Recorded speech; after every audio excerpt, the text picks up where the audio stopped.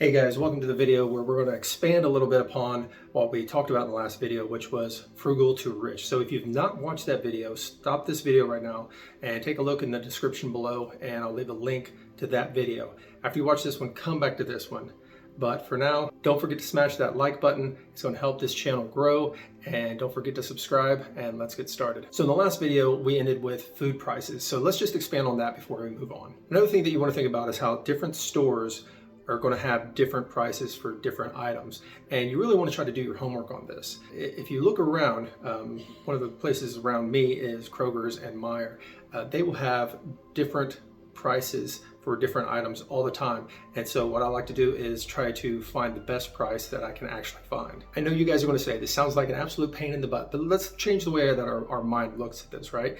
What would you do if your boss out of nowhere just came up to you and said, hey, I'm going to give you $1 raise an hour or $2. If you're like me, you'd be head over heels, another $1 an hour. But what does that really mean? What does $1 an hour mean? 40-hour week, $40 more.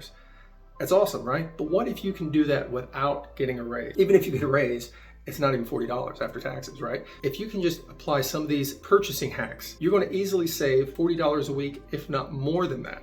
So it's like you're getting a raise. You're giving yourself a raise, and you don't need anyone's permission for that. That's a lot of power within that.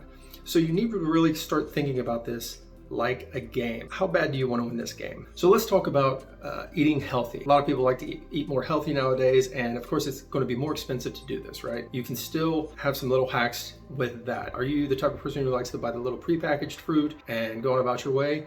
Well, I hate to tell you, but you're going to pay a higher price for someone else cutting your fruit. So why not buy the whole fruit, cut your own fruit? You got to look at these prices, really see how these are going to affect you. You might be paying $3 for a watermelon versus $5 for a smaller packaged fruit that's going to last you one day versus a full watermelon that's going to last you a few days. So that's even more savings. So instead of paying $15 over the course of 3 days for some watermelon, you might spend $3 or $4 for 3 days. That's a huge cost savings that you really want to kind of start to think about and really change the way your mind sees these things. So speaking of food, we also want to talk about how you prepare food.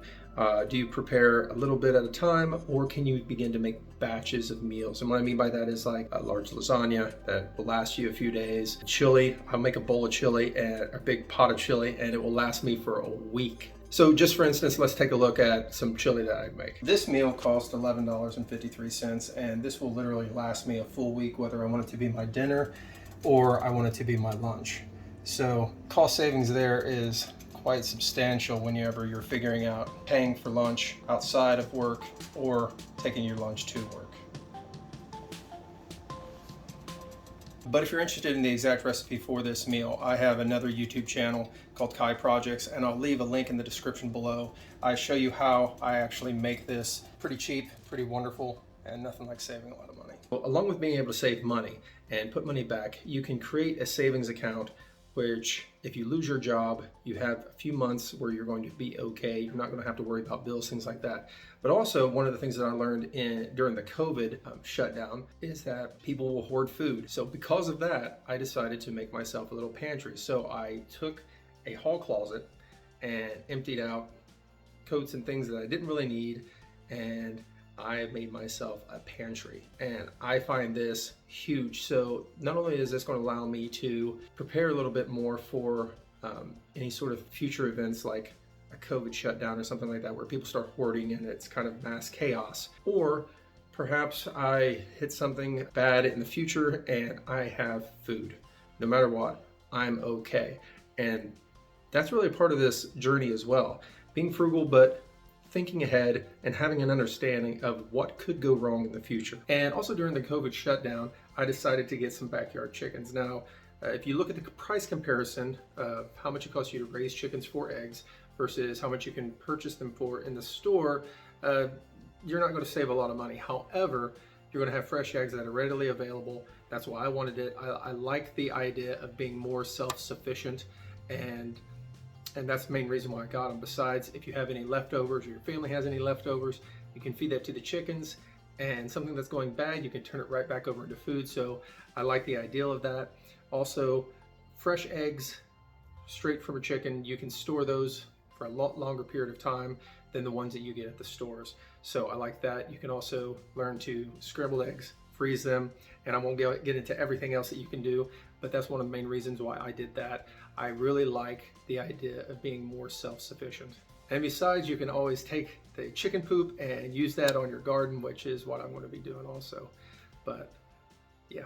So let's talk about transportation. And if you're like everybody else, for the most part, you're going to be driving to and from work, unless you're one of the lucky ones that don't have to do that as much nowadays. But if you do, you really want to think about how long is your commute. Is it taking you an hour to get to work, taking you an hour to get back to work? And how much is that time worth? And what I mean by that is this. Is it worth it as far as the wear and tear on your car, the amount of gas that you're going to have to pay in order to get to and from work, and then the amount of time you're sitting in your car where you could actually be doing something better, spending more time with your family, a side hustle, something like this. This is one of the things that we want to think about. What kind of car do you drive? Is it brand new? Is it used? The reason why you want to ask yourself this is because a new car is going to cost you more on insurance. It's more of a liability. It's because as soon as you buy a new car and you drive it off the lot, it drops in its worth. That's why these car dealerships know this, and they offer you gap insurance, which if you're in an accident, it covers that price differential of what the car was paid for versus what it's worth. That's more money out of your pocket. Take, for instance, I do have a couple cars. One is a 2006 truck, and it's been paid off for years. And another one is a 2012 Infiniti that I got a couple years ago. However, I paid it off in cash immediately when I bought it.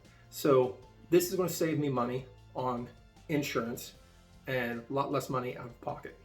And regardless whether you travel a far distance or short distance, you're going to have to pay for gas.